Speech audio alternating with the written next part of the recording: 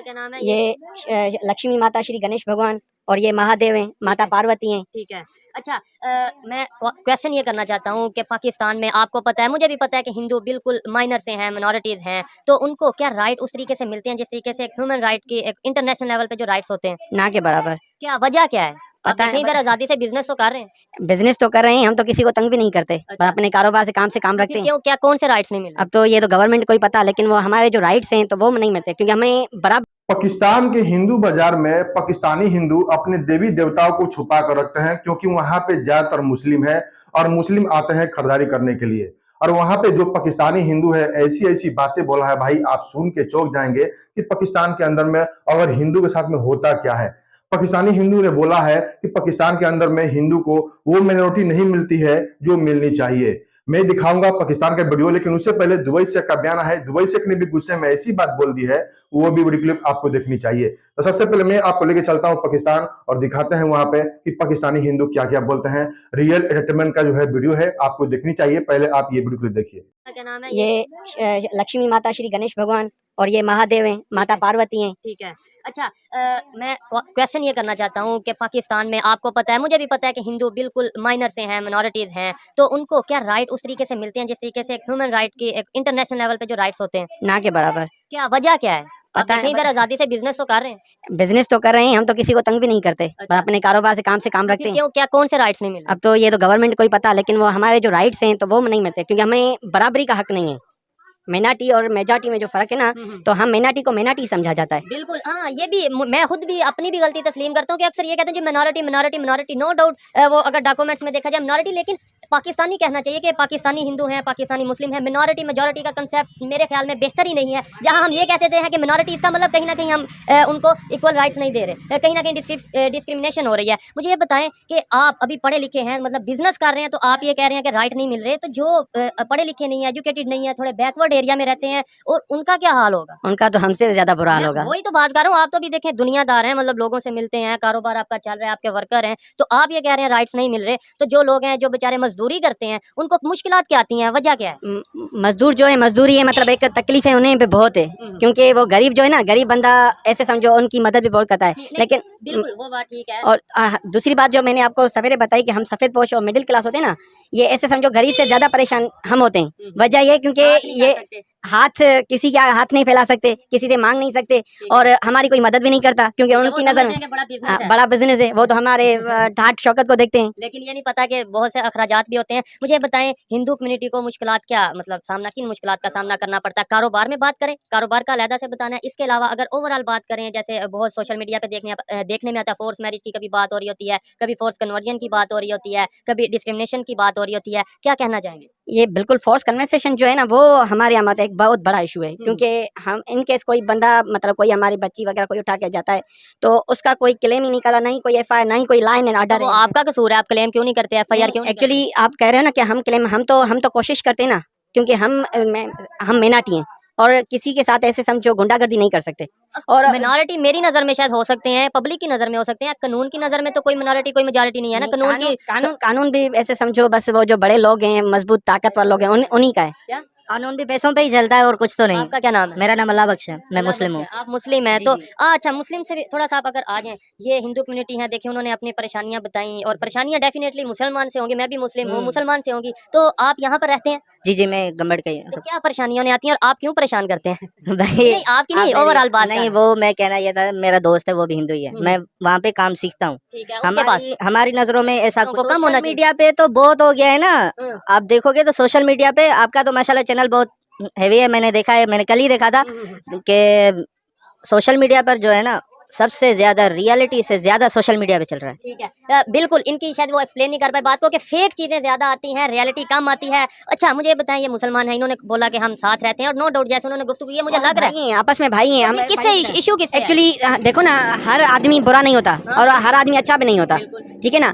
ये अच्छे बुरे जो हर कम्युनिटी में होते हैं, हिंदू में हो, मुस्लिम में हो, लेकिन कुछ लोगों की वजह से मतलब जो है, तो मतलब नाम पूरा बदनाम हो जाता है। ठीक है, जब कोई इशू आता है, लेट्स सपोज एक केस आया, फोर्स कन्वर्जन का आया केस, ठीक ठीक है। अब आपने बोला मैं मिनॉरिटी हूँ, मैं नहीं जा सकता क्योंकि ऊपर जो उनसे पावरफुल होते हैं वो मुस्लिम होते हैं, जो भी होते हैं, तो ये भाई मुस्लिम भाई जो आपके साथ काम करते हैं, ये आपके साथ स्टैंड नहीं लेते? नहीं, स्टैंड लेते हैं, ये तो ऐसे समझो हमारे कदम से कदम मिलाकर चलते हैं। लेकिन देखो ना आप, ये भी क्या करेंगे, क्योंकि जो ऊपर मतलब बैठे हुए हैं ना, तो वो ऐसे पावरफुल लोग हैं, पावरफुल ताकतवर लोग हैं, वो तो किसी के सुनते ही नहीं ना। और ये आपने सुना है ना कि छोटी छोटी मछलियां मतलब फंस जाती हैं कानून जाल में, और बड़े मगरमच्छ बड़ी मछलियां निकल जाती हैं, ये वैसा ही सीन है। अब मैं जब सिंध में आया हूँ, मुझे 2-3 दिन हो चुके हैं सिंध में हूँ, मैं कभी बहुत से एरियाज में जा चुका, मतलब जब से आया हूँ मैं घूम रहा हूँ, कभी यहाँ कभी वहाँ, कभी रोड़ी, कभी सखर, कभी हैदराबाद, कभी कहीं। मुझे एक चीज अभी पता चली है, पहले मुझे लगता था फोर्स कन्वर्जन मतलब किसी भी हिंदू लड़का हो या लड़की, लेकिन अब पता चली है लड़की की फोर्स कन्वर्जन होती है, उसकी क्या लॉजिक है? मतलब अगर बात की जाए मजहब चेंज करवाना है, किसी को ज्यादा ही मोहब्बत है इस्लाम से कि मैं इस भाई को भी मुस्लिम कर दूं, उस भाई को भी, ठीक है, तो वो लड़कों को भी करे, सिर्फ लड़कियों को क्यों? वही कह रहा हूँ ना कि इत्तेफाक, मतलब आप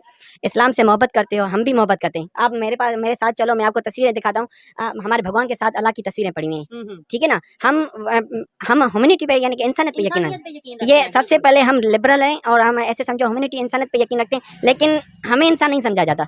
मैं वही तो कह रहा हूँ ना, वजह क्या है कि मतलब कहीं ना कहीं ये मजहब कार्ड सिर्फ खेला जा रहा है कि जी हम इस्लाम कबूल करवा रहे हैं, इसके अलावा रीजन कोई कबूल तो ठीक है भाई, आप इस्लाम कबूल करवाओ, बेशक करवाओ, आपको हमें अगर कोई मर्जी से करना लेकिन लड़कियां क्यों? हाँ, यही तो मैं सवाल पूछ रहा हूँ ना। ये अभी आगे मुझे आइडिया हुआ, जाहिर बात है जब मैं ग्राउंड में कोई भी आता है तो फिर जब यहाँ के पब्लिक जो है उससे बात करेंगे तो मैं हैरान हुआ कि फोर्स कन्वर्जन तो एक चीज है, लेकिन सिर्फ लड़कियों की ही क्यों? लड़कियां भी टीनेज में, जिनकी एज ही नहीं होती, 12 साल 15 साल 14 साल 13 साल, अब 12 14 15 साल या कानून में राइट ही नहीं है उनको, 18 साल से पहले आप कोई भी स्टैंड नहीं ले सकते, ठीक है ना। लेकिन वो क्या हो जाता है, यानी एक दिन बच्ची उठ जाती है, दूसरे दिन यानी कि निकाहनामा आ जाता है, सब कुछ आ जाता है, तो मतलब वो कानून में मतलब ये 18 साल की है, और इस हिसाब से उसके बाद तो ऐसे समझो हमारे हाथ तो कट जाते हैं ना, हम तो कुछ कर ही नहीं सकते। आगे मजीद दुकानदारों से भी बात करते हैं, इनकी जो परेशानियां थी वो भी सुनी, और बाकी अच्छा मुझे ये बताएं, ये तो आपने इश्यूज बता दिए, सारी जिंदगी इश्यूज तो नहीं बताने, अब दौर बदल रहा है, अब मेरे जैसे लोग, आप जैसे लोग जो बोल रहे हैं वो दौर बदलने के लिए बोल रहे हैं, अब सोच बदलने के लिए बोल रहे हैं, हम कैसे चेंज लाएं ये बताएं। मतलब ऐसे तो नहीं कि 1 साल बाद फिर मैं आऊंगा तो मैं पूछूंगा भाई क्या मसला आपको हो, ये मसला ये, अब चेंज कैसे? साल बाद मैं आऊं तो आप कहूं कि भाई ये मसला खत्म हो गया, ये भी खत्म हो गया। चेंज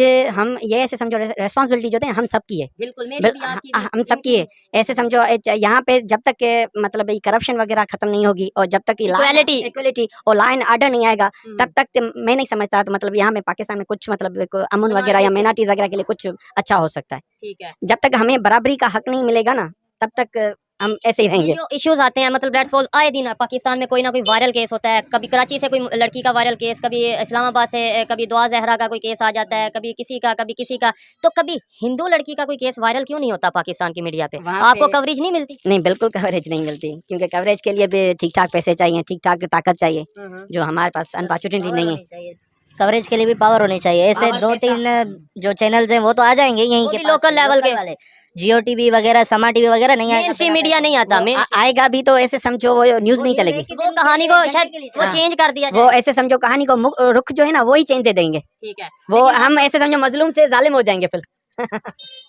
ये जो हंस रहे हैं, हंसता हुआ चेहरा नजर आ रहा है, अगर आप फीलिंग इनकी महसूस कर सके तो आपको आइडिया होगा। अच्छा मुझे ये बताएं कि क्या वजह, और मैं आपको ये बताता चलूं कि अभी आप ये बोल रहे हैं ना कि चेंज कर दिया जाएगा, सोशल मीडिया में इतनी पावर आ चुकी है, नो डाउट फेक स्टोरीज भी बहुत कुछ होता है, सब कुछ होता है, लेकिन अब दुनिया को सब पता चल रहा है। एक दिन हम छुपा सकते हैं, 2 दिन, 1 साल, 2 साल, 3 साल, 4 साल, पूरी जिंदगी, यानी आप कहें ना कि हम इस मसले को खत्म कर देंगे, छुपा के रखेंगे, वो मुमकिन नहीं है। क्या कहते हैं? बिल्कुल, ये तो है, मतलब सोशल मीडिया के थ्रू, डिजिटल मीडिया के थ्रू हमें ये फायदा हो गया है, क्योंकि हम कोई भी अपनी आवाज़ होती है, कोई भी अपने जुल्म के डायरेक्ट सोशल मीडिया पे उठा सकते हैं। हमें कोई चैनल या कोई मीडिया चैनल या कोई साफ़ी बिरादरी कोई भी अगर कवरेज नहीं भी देता तो हमें ये एक अच्छा प्लेटफॉर्म है, जिसके थ्रू हम यानी कि अपनी आवाज़ मतलब बुलंद करते हैं, आला ऐवानों तक पहुँचाते हैं। आपने देखा पाकिस्तान के अंदर में पाकिस्तानी हिंदू ने कैसे कैसे बयान दिए हैं। पाकिस्तानी हिंदू बोलते हैं कि वहां पे हिंदुओं के साथ में वो इंसाफ नहीं मिलता है जो मिलनी चाहिए। तो आपको इस वीडियो में क्या कमेंट करना है, जरूर एक कमेंट कीजिएगा। चलते हैं दुबई से, क्योंकि दुबई शेख ने भी गुस्से में ऐसी बयान दे दिए हैं, वो भी वीडियो क्लिप आपको देखनी चाहिए। तो पहले दुबई शेख का बयान सुनिए, क्या बोलते हैं दुबई शेख। कादिर खान की कहावत है, दौलत पे इतना गुरूर अच्छा नहीं होता, ये बहुत बेवफा चीज है।